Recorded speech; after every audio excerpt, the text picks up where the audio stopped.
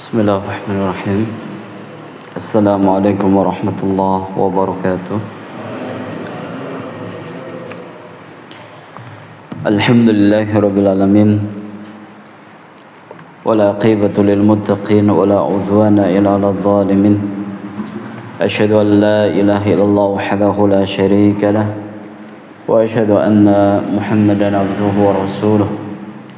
Allahumma salli wa sallim وبارك على نبينا محمد وعلى آله وأصحابه ومن تبعهم بإحسان إلى يوم الدين أما بعد. اللهم آت نفوسنا تقواها وزكها أنت خير من زكاها أنت وليها ومولاها.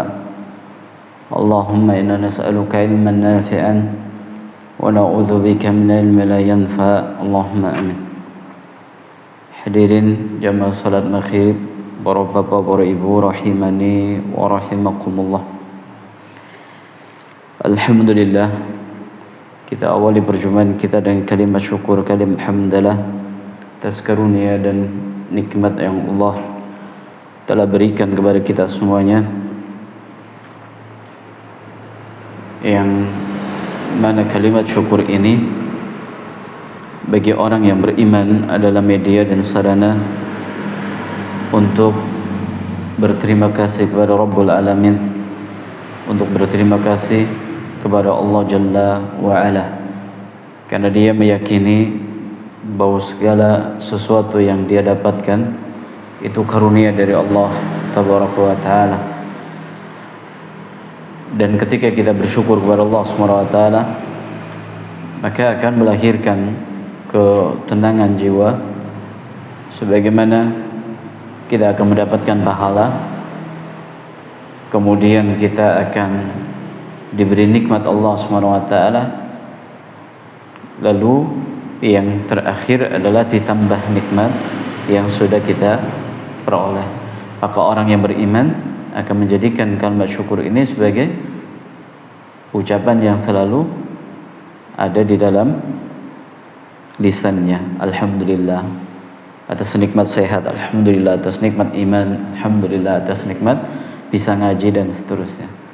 Dan ini cara agar kita itu bisa menjadi orang yang selalu melihat nikmat Allah, bukan mengkerdilkan nikmat Allah, bahkan menganggap tidak ada nikmat Allah Subhanahu wa Ta'ala.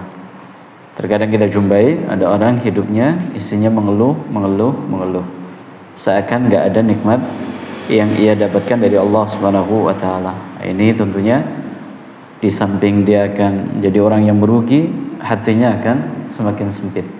Karena orang yang seringnya mengeluh, ya hatinya serasa seperti terhimpit ya batu yang besar. Maka sekali lagi kita bersyukur kepada Allah Subhanahu wa Ta'ala atas karunia dan nikmatnya. Semoga dengan syukur ini majelis yang kita adakan diberkahi Allah, dan apa yang akan kita pelajari menjadi ilmu yang bermanfaat. Allahumma amin. Lalu tidak lupa salawat dan salam senantiasa kita haturkan kepada manusia terbaik, Nabi Agung, Nabi besar Muhammad sallallahu alaihi wasallam, kepada keluarga beliau, para sahabatnya dan umatnya hingga hari akhir nanti. Bapak Ibu kaum muslimin wal muslimat rahimani wa rahimakumullah, ketika kita merasa ya agak enggan atau agak sedikit malas untuk hadir di majelis ilmu, ya maka perlu kita tumbuhkan semangatnya kembali. Salah satunya adalah dengan melihat banyaknya keuntungan yang kita dapatkan di dalam majelis ilmu. Di samping pahala besar, salah satu keuntungan yang bisa kita rasakan adalah kita akan mendapatkan ya cara terbaik, cara termudah, cara tercepat untuk masuk ke dalam surga. Nabi sallallahu alaihi wasallam mengatakan, "Man salaka tariqan yaltamisu fi ilman, sahalallahu lahu bihi tariqan ilal jannah." Barang siapa yang menempuh satu jalan untuk mempelajari ilmu agama, maka Allah SWT akan mudahkan baginya jalan menuju surga. Jadi orang ngaji itu Bapak Ibu adalah salah satu cara terbaik agar kita bisa mengetahui cara paling cepat untuk sampai ke dalam surga. Ada istilah ibadah atau amal yang cerdas. Apa sih amalan yang cerdas? Apa sih ibadah yang cerdas? Yaitu ibadah-ibadah yang ringkas tapi pahalanya besar. Kapan kita itu tahu? Ketika kita duduk di majelis pengajian seperti ini. Ya, ada orang susah payah, dia ingin dapatkan pahala ini, pahala itu. Padahal bagi orang yang tahu ilmu, ya, caranya sangat simpel, sederhana, tapi pahalanya besar. Contohnya adalah di zikir, ya, contohnya adalah di sholat sunnah, ya, contohnya adalah apalagi amal ibadah yang bentuknya interaksi bersama orang. Kita perhatikan Bapak Ibu, hubungan kita bersama sesama itu jauh lebih banyak dibanding dengan ibadah yang sifatnya mahdhah, kayak seperti sholat, baca Quran, ya.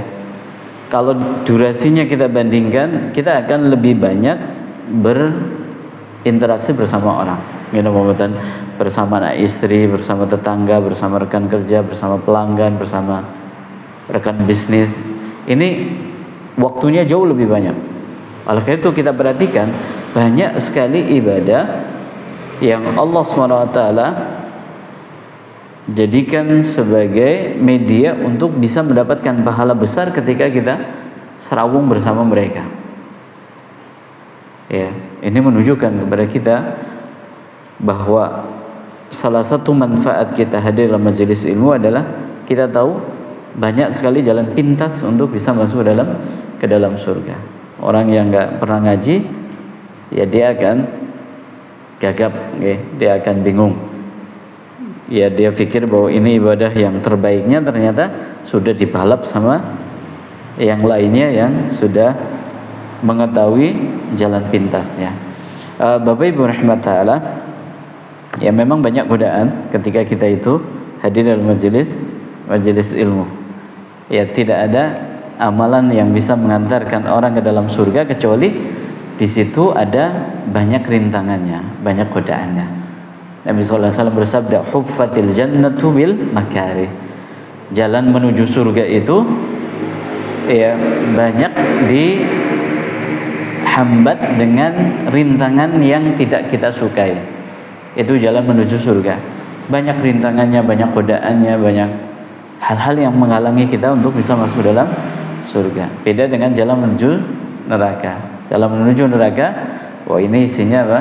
Sesuai dengan selera kita, wa nafsu kita, keinginan kita. Ya, maka ya kita butuh apa? Butuh usahanya maksimal, semangat yang 45 untuk bisa hadir dalam majelis ilmu.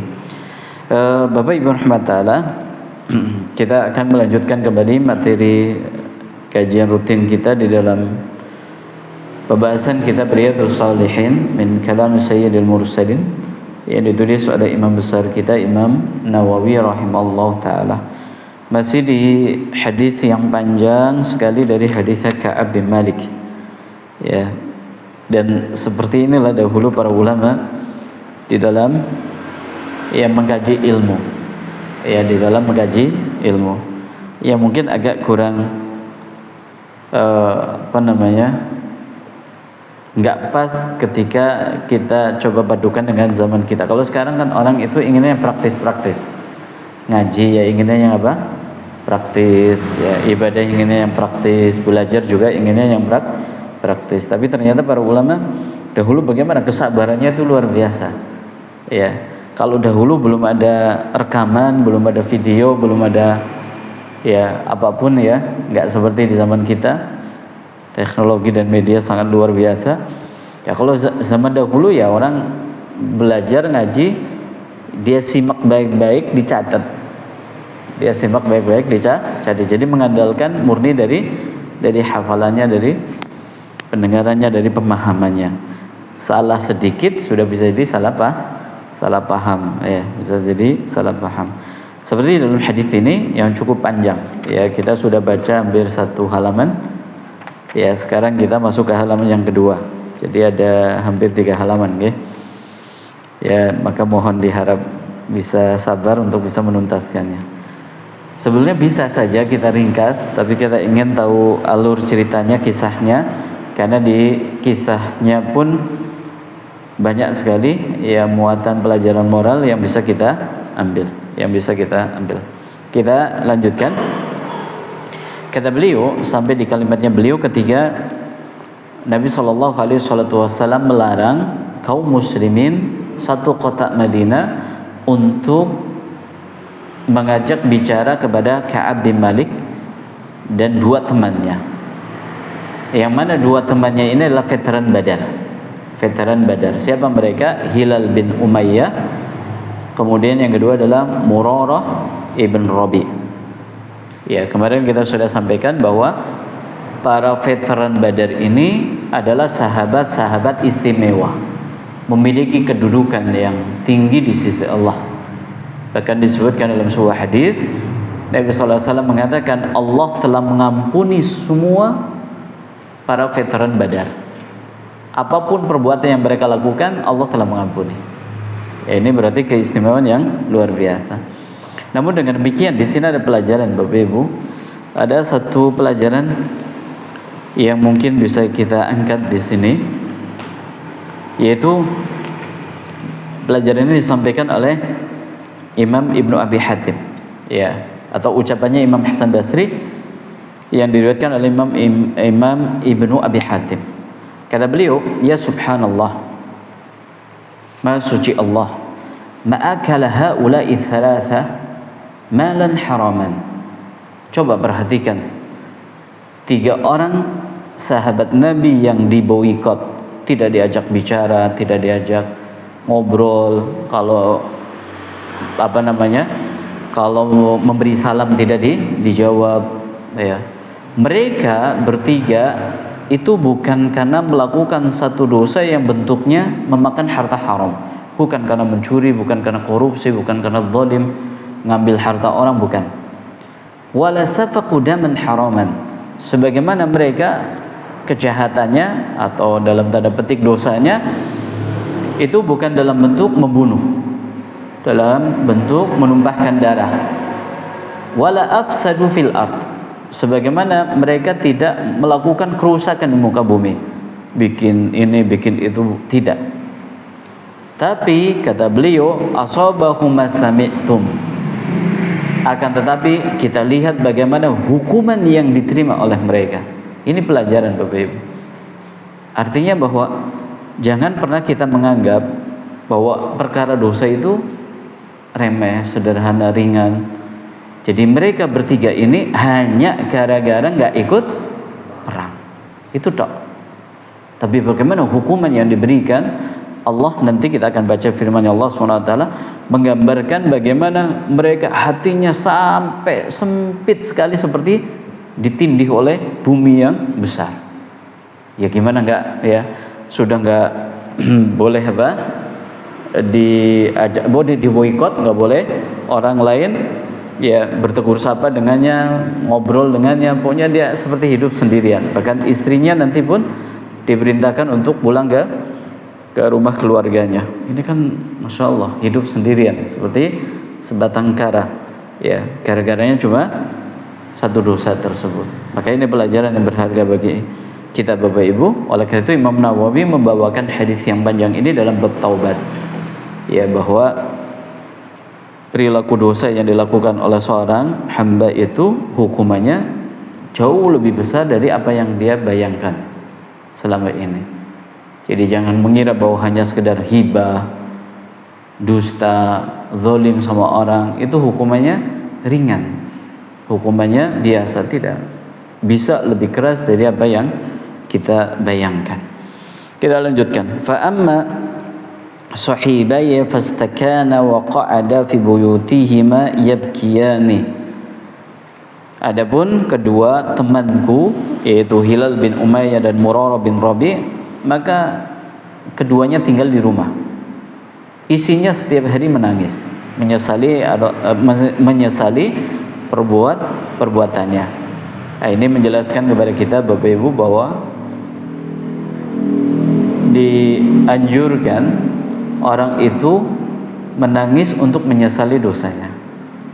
Dianjurkan orang itu menangis untuk menyesali dosanya. Jadi kalau kita ingat dosa kita, dulu kita melakukan ini, melakukan itu, lalu keluar air mata, itu bagian daripada keimanan.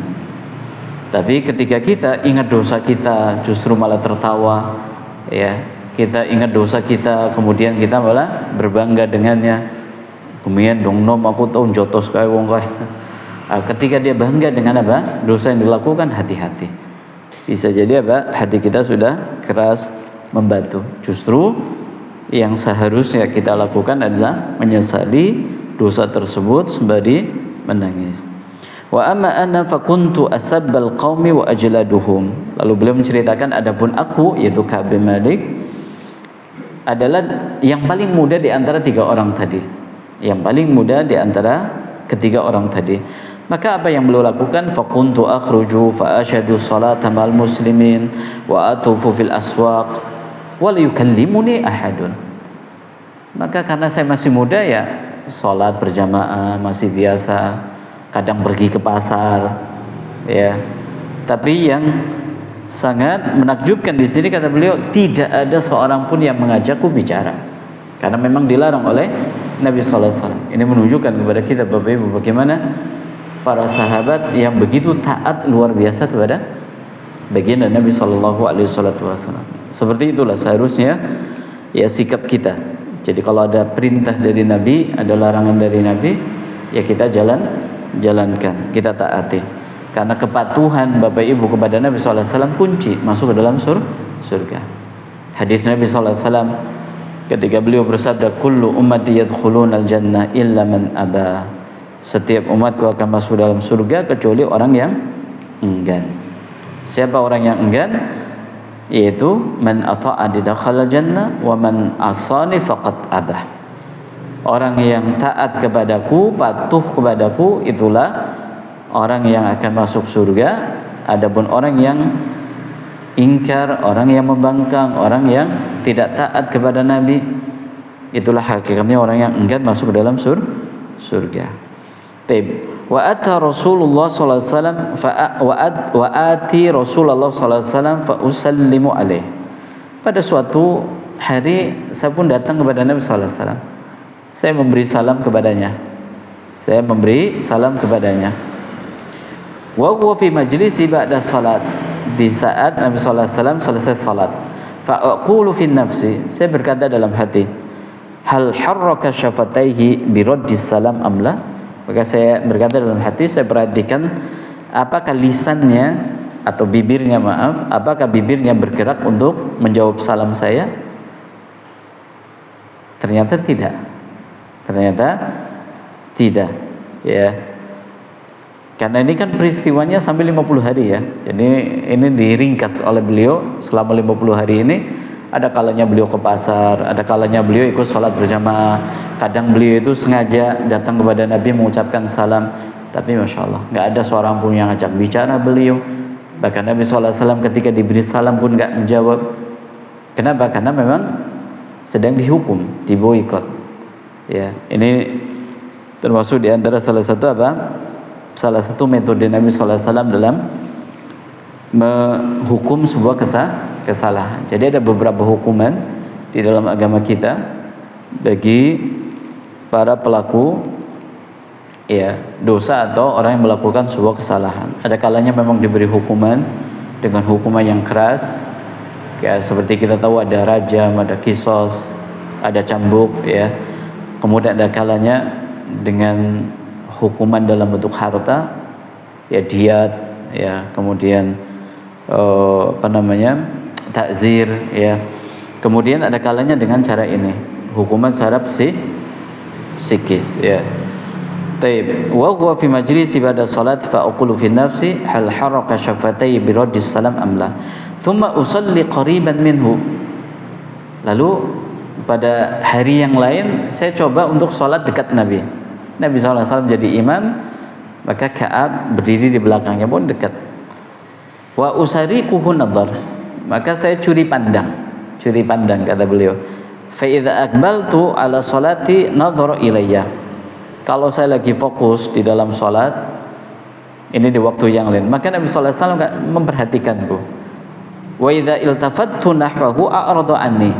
Tapi kalau saya palingkan pandangan saya kepada beliau, maka beliau berpaling. Ya, beliau berpaling. Ya. Akhirnya diambil hukum oleh para ulama bahwa apa hukum orang kalau sholat, orang kalau lagi sholat itu ngelirik matanya, entah lirik kanan, lirik kiri, ya, itu hukumnya apa? Mengacu kepada hadis ini dibolehkan, ya, dibolehkan. Yang nggak boleh itu adalah mengalihkan pandangan. Beda, nggih? Jadi umpamanya kita lagi sholat, kemudian pandangan mata kita itu melirik ke kanan, ke kiri, ya, atau mungkin ke atas, ya, maka ini dibolehkan. Yang nggak boleh itu adalah mengalihkan pandangan. Yang dikatakan oleh Nabi sallallahu alaihi wasallam itu salah satu ikhtilas min ikhtilatus syaitan, cara setan untuk menggoda manusia, dialihkan pandangannya. Ya, apa bedanya berarti? Kalau lirikan itu kan berarti nggak ada gerakan apapun dari kepala kita, ya, hanya melirik, ya. Adapun kalau iltifat itu yang sampai menggerakkan badan, menggerakkan kepala, miring gini, miring kanan, atau lihat ke atas. Begitu kita lihat ornamen masjid yang masya Allah begitu bagus, ada kaligrafinya dan seterusnya, kita sempatkan baca kayak gitu. Itu yang tidak boleh. Kalau sampai badan kita ikut gerak beralih dari arah kiblat, maka para ulama mengatakan hukum sholatnya tidak sah, batal. Karena kita sholatnya sudah tidak menghadap ke arah kiblat.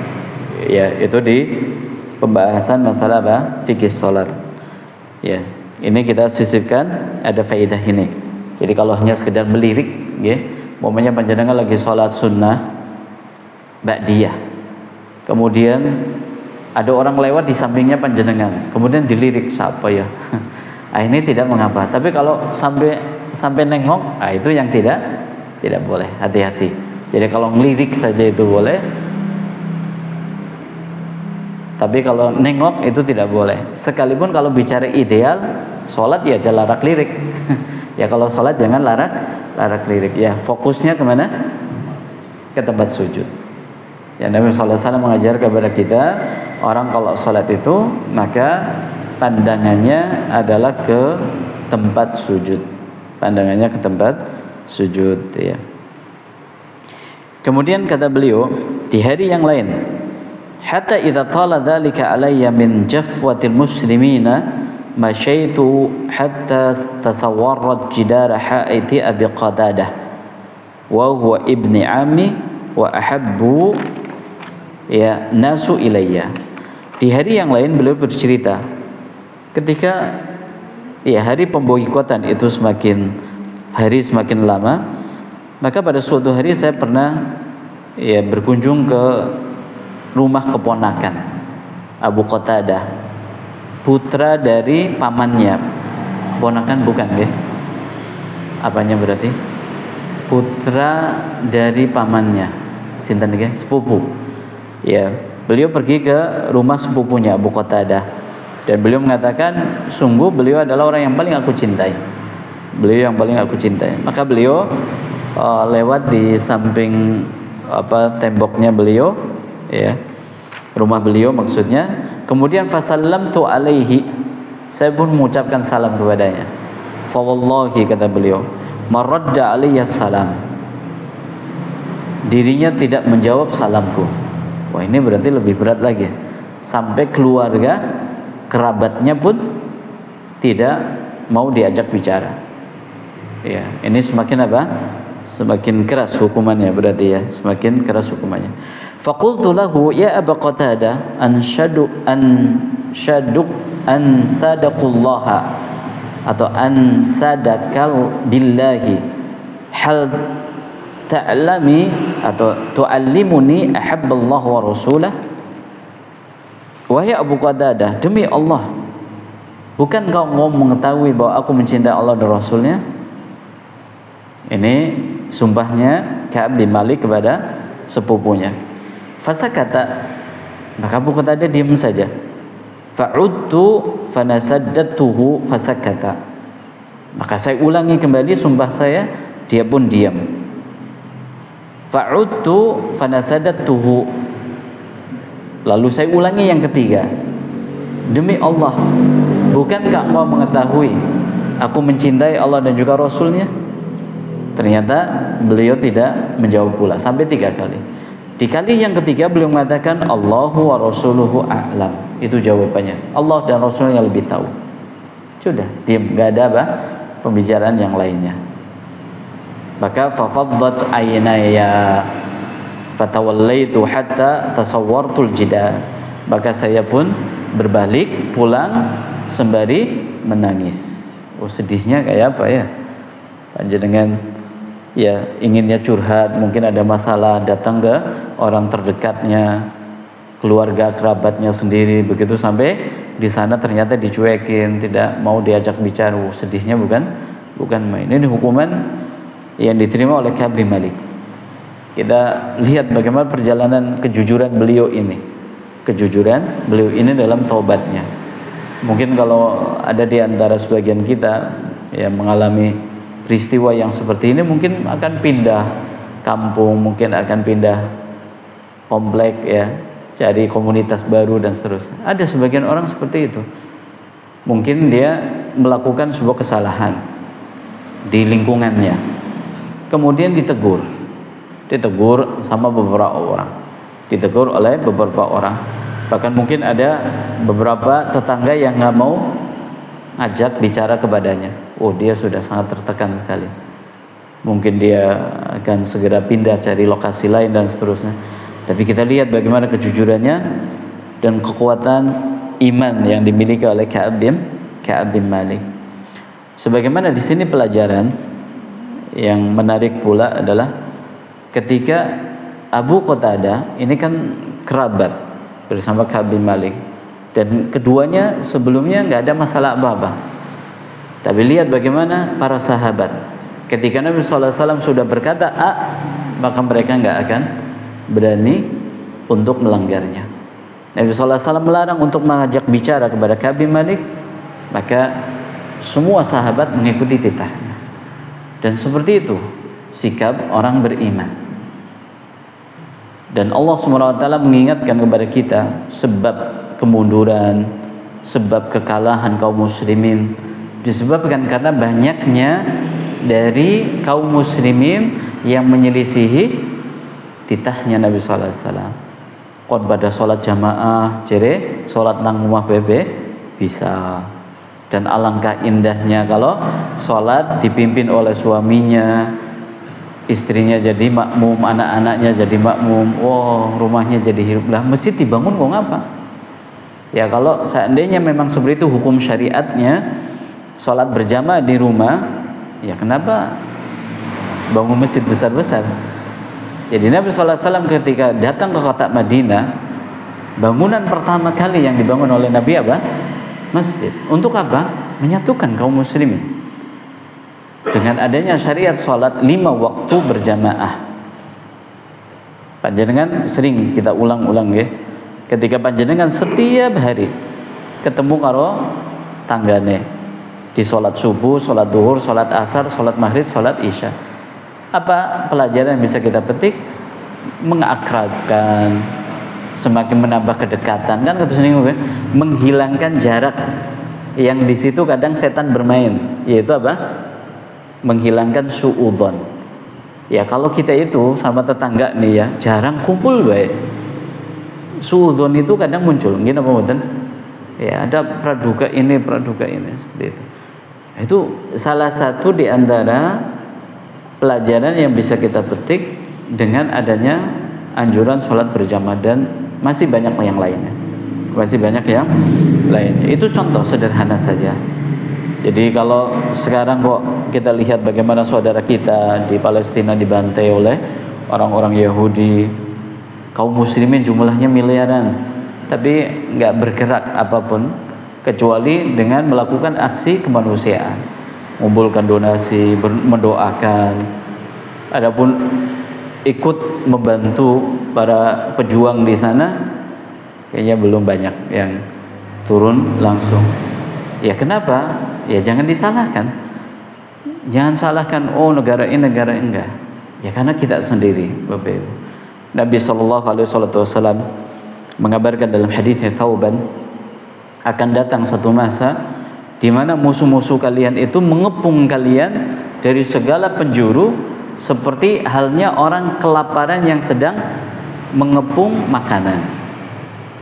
Ya, ini ada makanan, kemudian ini ada orang-orang lagi kelaparan, rasanya saling berebut.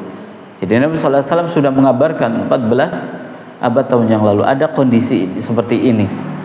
Seakan-akan ini ditujukan kepada zaman kita sekarang. Bagaimana? Sampai para sahabat bertanya, amin killati bina yawma idzin ya Rasulullah? Apakah karena jumlah kami yang sangat minoritas pada saat itu wahai Nabi? Kata Nabi sallallahu alaihi wasallam, la.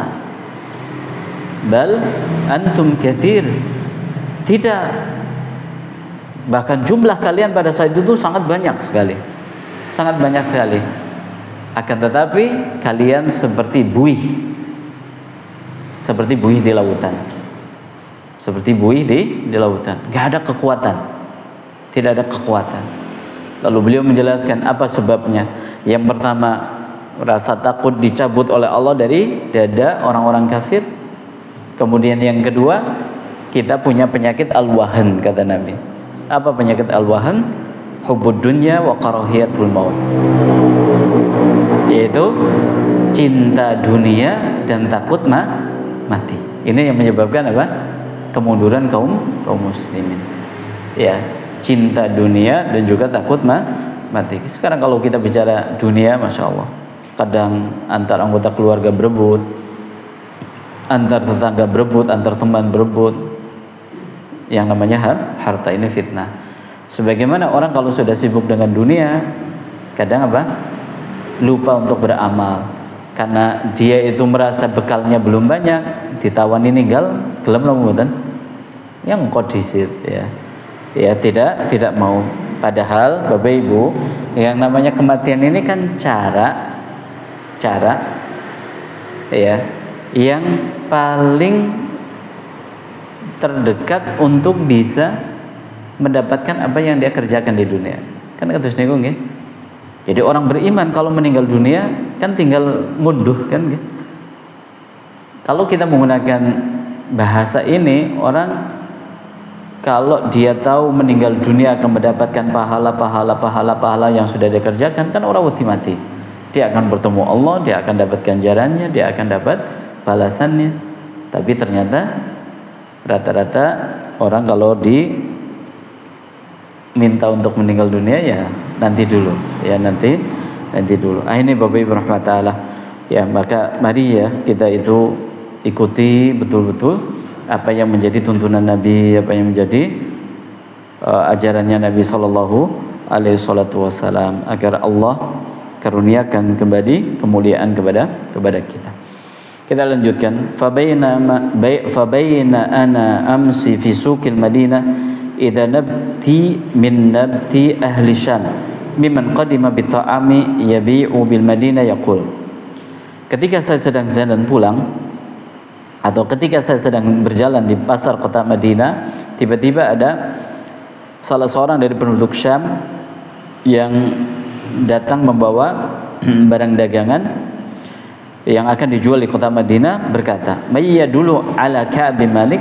Siapa yang mau menunjukkan kepadaku di mana Ka'ab bin Malik? Fatafiqan nasu yushiruna lahu ilayya hatta ja'ani fadafa'a ilayya kitaban min Maliki Ghassan. Lalu orang-orang mengisyaratkan kepadaku sampai orang itu pun datang kepadaku dan menyerahkan satu surat dari Raja Ghassan. Raja Ghassan ini adalah raja yang agamanya Nasrani, ya, orang-orang Nasrani, orang-orang Kristen, ya. Ini rajanya Ghassan. Fakuntu kadiban, dan aku bisa baca. Faqara'tu fa idza fihi, maka aku pun membaca suratnya. Amma ba'du, Adapun setelah itu fa innahu qad balaghana ana sahibaka qad jafaka wa lam yaj'alka Allahu bidarin hawanin wala mudhi'atin falhaq bina nuwasika. Isi suratnya adalah, saya telah mendengar bagaimana saudara-saudaramu atau saudaramu, yaitu Nabi sallallahu alaihi wasallam, ia telah menghinakanmu atau telah memboikotmu, maka silahkan datang ke negeri kami akan muliakan dirimu. Jadi ternyata kabarnya itu sudah sampai ke Syam, ya, sampai ke Raja Ghassan ini. Kalau sahabat Ka'ab bin Malik ini diboikot, kata beliau, jadi diajak untuk pindah, ya, untuk pindah ke Syam, ya. Faqultu hina qara'tu wa hadhi aidan min bala. Kata Ka'ab bin Malik, oh ini ujian lagi ini. Ujian lagi. Dari mana? Dilihat dari sisi ujian, ya, ketika di kota Madinah tidak ada orang yang bisa diajak bicara, kemudian tiba-tiba ada orang kafir menawarkan untuk bergabung dengannya. Ini kan ujian. Ini kayak seperti ada orang, ya, dia itu punya masalah, kemudian ditinggalkan sama teman-temannya. Lalu ada orang kafir menawarkan bantuan dengan syarat tentunya dia pindah agama. Ini ujian atau bukan? Ujian. Makanya terkadang ada sebagian saudara-saudara kita yang akhirnya ganti apa? Ganti akidah, ya. Naudzubillah, ya. Fa tayammamtu biha tanuru fasajartuha. Maka aku pun langsung buru-buru membakar surat itu, ya, dibakar, ya, karena takutnya berubah apa? Berubah pikiran.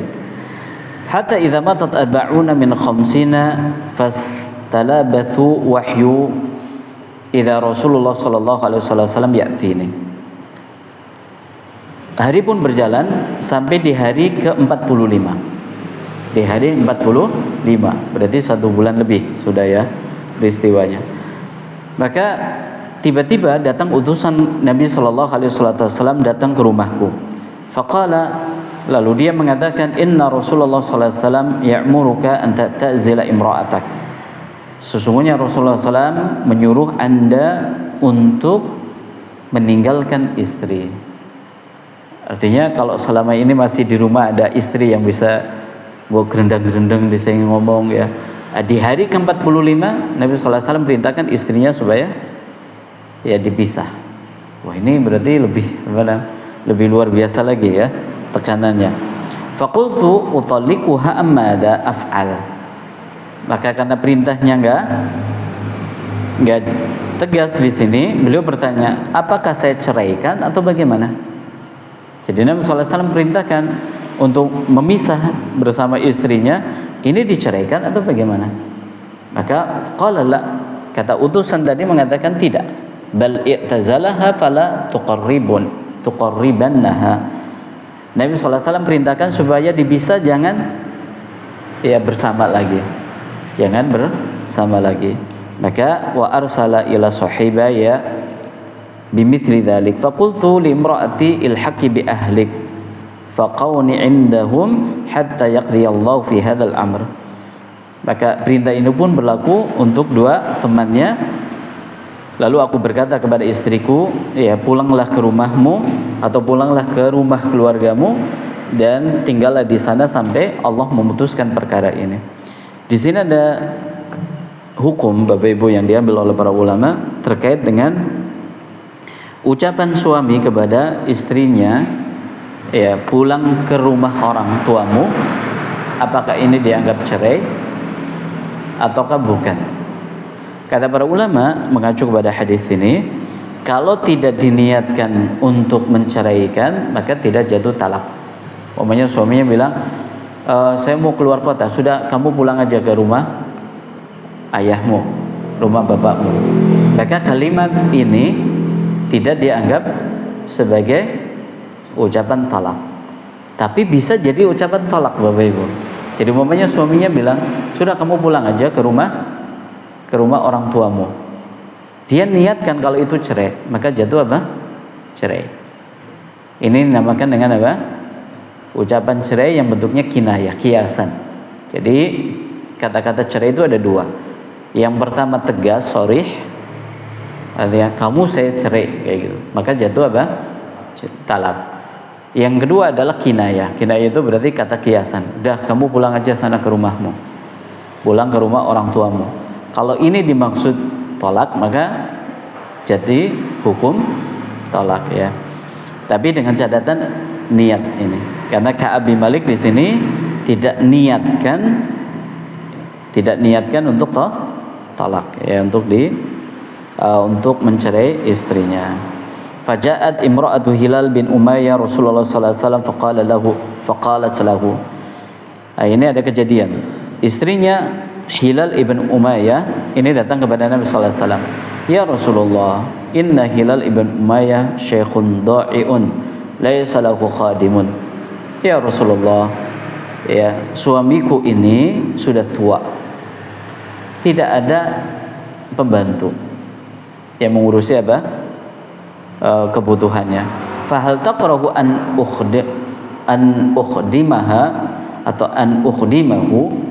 Apakah boleh saya itu tetap tinggal bersamanya untuk melayaninya?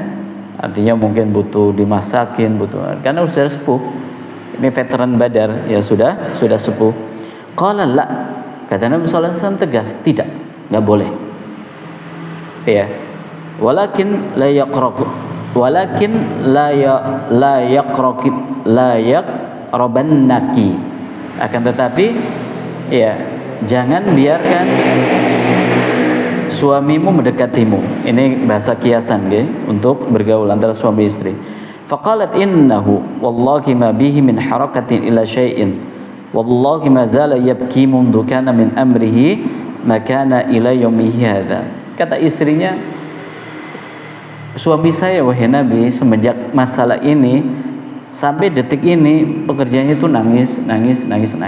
Jadi enggak ada selera bersama istrinya. Faqala li ba'du ahli, ya maka Nabi sallallahu alaihi wasallam memberikan keringanan kepada istri Hilal ibn Umayyah ya. Nah, ini kisahnya Bapak Ibu, insyaallah kita mungkin masih lanjut lagi ya, kalau berkenan ya, kita masih ada satu muka.